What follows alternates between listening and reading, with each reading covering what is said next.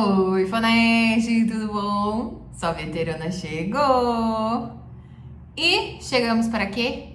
Para estudar anatomia e fisiologia. Já que eu pego tanto no seu pé, então bota aí o seu viudinho, deixa tocando enquanto você lava a louça, vai limpar a casa e vai ouvindo aí para que esses conceitos entrem cada vez mais na cabecinha e fique mais fácil.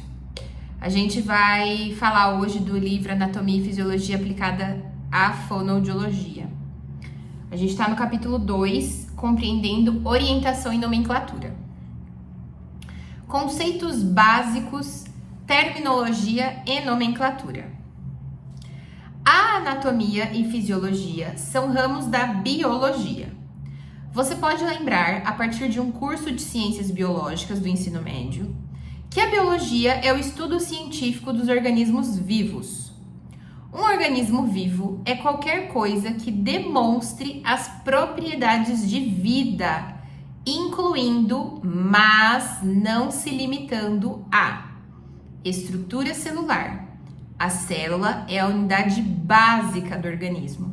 E em muitos organismos pode criar mais estruturas complexas, como tecidos e órgãos. Metabolismo. O organismo capta a energia a ser utilizada para se manter. Reprodução. A produção de descendentes para perpetuar a espécie, para prorrogar a espécie. Mutação. Mudanças aleatórias na estrutura ou na composição do organismo. Morte. Finalmente o organismo morrerá. Então isso aqui a gente está falando que são coisas comuns a seres vivos. Organismos vivos podem variar de criaturas unicelulares, por exemplo a bactéria, a estruturas mais complexas como plantas e animais. O ser humano, é claro, é um animal complexo e, portanto, é um organismo vivo. A anatomia e a fisiologia fazem parte da biologia. A anatomia é o estudo científico da estrutura e da organização dos organismos vivos. O termo vem das palavras gregas anatomia e anatemnen, o que significa rasgar ou cortar. Anos atrás, para se estudar a estrutura e a organização do corpo humano, ele teria de ter sido dissecado. Como não são muitos os seres humanos que querem ser cortados para que alguém possa estudá-los, estudos anatômicos foram realizados com o uso de cadáveres. Um acrônimo da frase em latim, caro data vermibus, que traduzida significa carne dada aos vermes, ou seja, corpos que foram dados à ciência com objetivo de estudo, corpos que já não tinham mais vida, que os bichinhos iam comer, então foram dados para estudo científico. Embora cadáveres ainda sejam utilizados nos dias de hoje para se estudar as estruturas anatômicas do corpo humano, a tecnologia moderna, como a tomografia por emissão de pósitrons, nos permite estudar essas estruturas sem dissecar o corpo. A vantagem da tecnologia de imagens é que a anatomia pode ser estudada em seres humanos vivos. A fisiologia é o estudo das funções dos organismos vivos e suas partes. A fisiologia não pode ser estudada por meio de um cadáver, pois um organismo morto não possui funções. Em vez disso, a fisiologia deve ser estudada com o uso de um ser humano vivo, de um animal que é semelhante na estrutura do ser humano, ou de um modelo da parte anatômica específica de interesse para o cientista. Em conjunto, a anatomia e a fisiologia são ciências biológicas que examinam o organismo vivo quanto às suas partes e às suas funções de suas partes e do organismo como um todo. Presta atenção. Agora que a gente vai falar de alteração. A patologia é o estudo científico da natureza das doenças e das mudanças estruturais e funcionais que são impostas ao organismo como resultado. Em outras palavras, a patologia se preocupa com as condições ou processos que estão fora do âmbito típico ou normal. Se a anomalia é associada com estrutura anatômica ou função fisiológica. Então eu quero saber da onde que vem, se ela se relaciona com algo, de que estrutura que está vindo. Deve-se notar que uma boa compreensão de patologia e seus efeitos no organismo não pode ser realizada por completo até que o indivíduo tenha um entendimento igualmente bom de anatomia e fisiologia do corpo humano. Agora a gente vai falar da posição anatômica, a orientação do corpo humano. Para se entender o corpo humano e as relações espaciais entre os diversos ossos, cartilagens, músculos, órgãos, nervos e outras estruturas, deve-se ter um ponto de referência geral. No estudo da anatomia, esse ponto de referência é conhecido como a posição anatômica. Você sempre deve lembrar que a posição anatômica é em referência ao corpo que está sendo observado e não ao observador. Para fins ilustrativos, um cadáver será o seu corpo observado. Assim, quando se refere ao lado esquerdo do corpo, é o lado esquerdo do corpo do cadáver. Então, o seu lado esquerdo do corpo do cadáver é o seu direito. Eu não estou falando do seu esquerdo, é o esquerdo do cadáver. Então, a gente faz o espelhamento. É o esquerdo dele, mas o direito nosso. Se o cadáver estiver de frente para o observador, seu lado esquerdo será o lado direito do observador. Se você sempre se lembrar de que a terminologia espacial é utilizada em referência ao cadáver, você terá pouca dificuldade em entender a terminologia associada ao posicionamento e orientação. Então, a gente sempre tem que lembrar que, quando nós vamos estudar sobre a posição do observado, a gente presta atenção no cadáver, no ponto observado, e não no que não é nós que somos a referência, é o que estamos observando. Aqui ele tá dando a referência de uma figura e aqui ele fala, note que o corpo em observação está em pé, de frente para o observador, com os olhos para frente, os braços ao seu lado, com as palmas das mãos e dedos dos pés para frente. Então as mãos estão assim, certo? Toda a terminologia que será utilizada neste livro, incluindo termos associados aos planos de referência e orientação espacial, estará em relação a esta posição anatômica. Planos de referência. As estruturas internas do corpo humano podem ser vistas de diversas perspectivas diferentes. Por exemplo, pode-se olhar para um determinado órgão de qualquer ângulo, ou o órgão pode ser dissecado em um plano horizontal, vertical ou outro plano. Quando estruturas anatômicas são fotografadas ou desenhadas, é importante notar o plano de referência no qual a estrutura está sendo apresentada. Uma estrutura anatômica pode parecer bem diferente dependendo do seu plano de referência. Gente, vamos pensar assim, se eu pego esse post-it e eu mostro ele dessa forma para vocês, vocês veem ele dessa forma. Se eu mostro dessa forma, vocês estão vendo ele de uma forma completamente diferente. Mas eu estou falando do mesmo post-it. Do mesmo jeito que se eu virar ele desta forma, já é outra forma que vocês estão vendo. Assim como se eu mostrar dessa forma para vocês. Eu estou falando do mesmo objeto, porém vistos de referências, de planos de referência diferentes. Existem 3 planos de referência que serão usados ao longo deste livro. E aí eles estão ilustrados na figura aqui. Esses planos incluem o coronal, sagital e transversal. Gente, nós utilizamos muito essas nomenclaturas, tá? Principalmente quando nós vamos analisar as peças anatômicas para a gente aprender, quando a gente fala principalmente de cabeça e pescoço, para a gente entender a anatomia e entender sobre partes, sobre musculaturas, o que a gente está estudando. Então eu preciso entender qual que é aquele corte para eu não me perder na peça. Porque de repente, se eu vejo ali num corte sagital, que é aquele corte, a gente vai entender lá, né?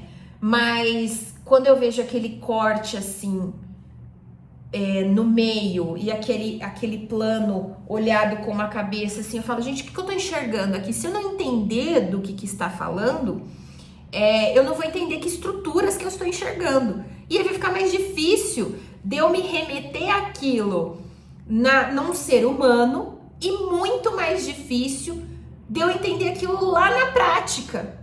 De eu visualizar eu utilizando aquilo que eu tô estudando lá na prática. Porque o que eu sempre falo pra vocês é o seguinte, gente.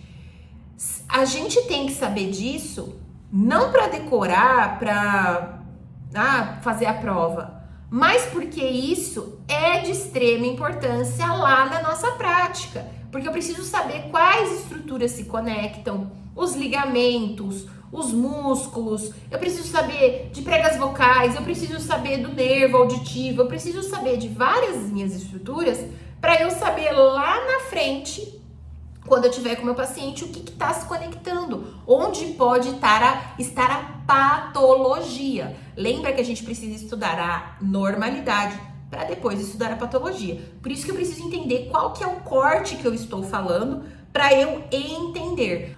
O plano de referência coronal é um plano vertical que separa o corpo ou partes do corpo em secções anterior, frente e posterior atrás. É chamado de plano coronal em referência à sutura coronal, uma sutura do crânio imediatamente acima da testa que vai de têmpora a têmpora, separando o osso frontal do crânio dos ossos parietrais.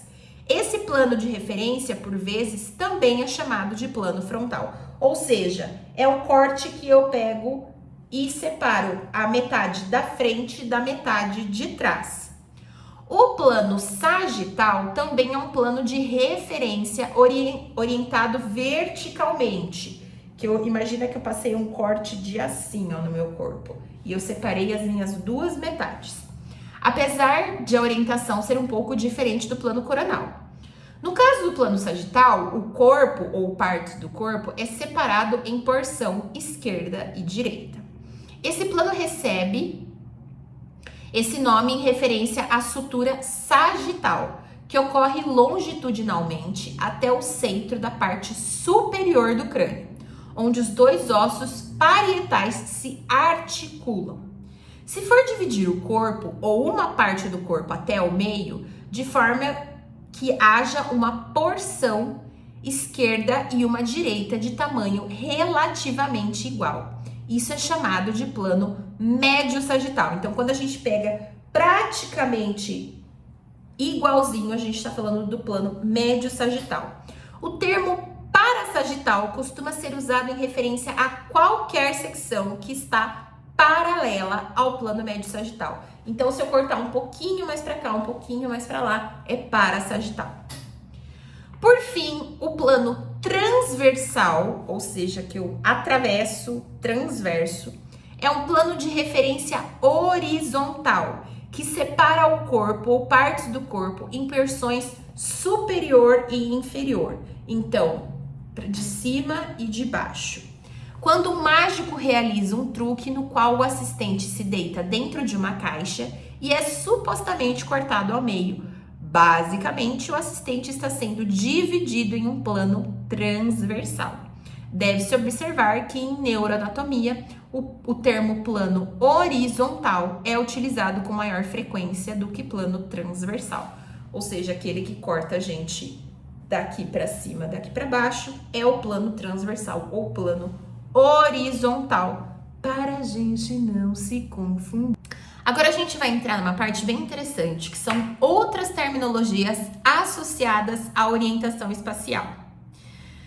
Agora que a posição anatômica e os planos de referência foram estabelecidos, sua atenção será direcionada para uma terminologia mais específica, associada com as relações espaciais que existem entre as estruturas do corpo. E aí aqui ele tá criando tipo uma lista de sobrevivência dos termos que vai ajudar a gente a entender essas diferenças e essas diferentes partes do corpo entre umas e outras. Presta atenção. É imprescindível que você se sinta confortável com o uso desses termos. Aprendê-los já é metade da batalha para se entender as relações entre as estruturas anatômicas do corpo humano. Os termos e afixos nesta tabela estão apresentados em ordem alfabética. No entanto, deve-se notar que muitos dos termos descritores de posição ou orientação espacial estão em pares, nos quais os dois termos possuem significados opostos. Presta atenção, gente, isso é muito comum acontecer e causar muita confusão. Eu vou ler com vocês, mas quem puder, vai lá e estuda mais profundo, mais aprofundado sobre isso, ó. Anterior e posterior. Anterior, eu estou falando de frente. Anterior. Posterior, eu estou falando atrás, mais posterior. Lembra quando a gente estava falando do plano frontal ou coronal? Então, quando a gente tem aquele corte, que eu tô separando frente de trás. Então, anterior e posterior. Isso é muito importante pra gente entender depois lá o quadro fonético, que fica um pouco confuso. Caudal cranial ou rostral. Então, caudal e cranial são a mesma coisa, ou rostral, que é diferente. Caudal cranial é mais próximo da cauda e rostral é mais próximo da cabeça. O que seria a cauda? Seria o final da nossa coluna, porque ali no final, teoricamente, era pra gente ter no cóccix, era pra gente ter o início da nossa cauda, mas a gente não precisa mais disso para o nosso equilíbrio, enfim, pra gente, da nossa evolução. Então, a gente não precisa desse rabo e a gente finaliza o cóccix. Então, próximo da cauda, caudal. E rostral, mais próximo da cabeça, certo? Central barra periférico. Cranial ou rostral, que são sinônimos, caudal que é diferente. Então, caudal, cauda, cranial ou rostral, cabeça. Central barra periférico. Central, tudo que é mais localizado centralmente, então o que eu falo mais próximo do crânio. Periférico, tudo que está mais longe, mais em periferias. Contra, ipsi. Contra, lado oposto, ipsi, mesmo lado. Então, quando a gente fala de reflexo contralateral, reflexo ipsilateral, lá na audiologia. Profundo, superficial. Profundo, longe da superfície do corpo humano. Então, muito mais lá dentro. Superficial, próximo à superfície do corpo humano. Distal, proximal. Distal, longe do ponto de origem. Então, digamos que o meu ponto de origem é a minha boca. A minha mão se encontra longe do ponto de origem. Se proximal, minha orelha. Então, a minha orelha se encontra próximo ao ponto de origem, digamos assim, certo? Distal, proximal. Dorsal, ventral. Dorsal, próximo das costas. Ventral, próximo da barriga. Ecto e endo. Ecto, externo. Endo, interno. Externo, interno. Externo para fora, interno para dentro. Extra e intra. Extra para fora, intra para dentro. extrínseco e intrínseco. Extrínseco vindo de fora, intrínseco vindo de dentro. Inferior e superior. Inferior abaixo, superior acima. Infra, supra. Infra abaixo, supra acima. Lateral e medial. Lateral próximo do lado, medial próximo do meio. Próximo é estar mais perto. Então, lateral mais perto do lado, mais perto do meio. Pós e pré. Pós, depois, pré, antes. Pronação e supinação. Pronação virado para baixo, supinação virado para cima. Deve-se notar também que nessa tabela contém diversos prefixos. Eles estão localizados no início do radical das palavras para indicar direção, posição ou orientação espacial. Por exemplo, no caso dos prefixos infra e supra. Quando colocados na frente do radical ióide, eles literalmente significam abaixo do ióide e acima do ióide. Infra-ióide, supra-ióide, por exemplo. No capítulo 8, você será apresentado a anatomia do sistema fonatório. Muito bom. Os músculos da laringe estão classificados tanto como intrínsecos como extrínsecos. Os músculos extrínsecos estão subdivididos em músculos supraioideos e infraioideos. Todos esses músculos fazem ligação com o osso ióide, daí o radical ióide. Os músculos supraioideos se originam de estruturas anatômicas localizadas acima do osso ióide, enquanto os músculos infraioideos se originam de estruturas anatômicas localizadas abaixo do ióide.